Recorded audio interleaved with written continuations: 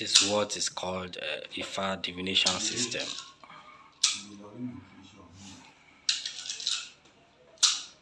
With Ikin Ifa.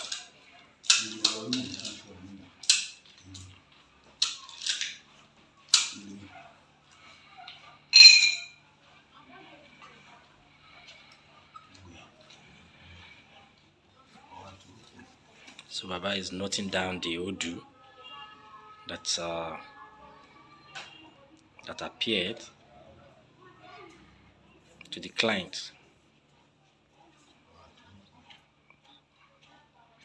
So he's writing down the sign. So as you know that we have 256 Odu Ifa.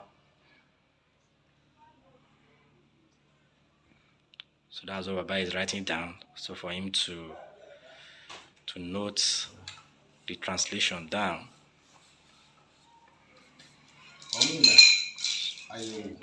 So that's another continuation.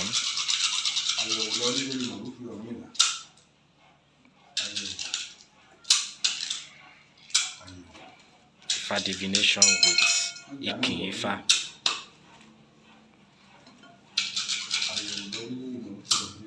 Divination system.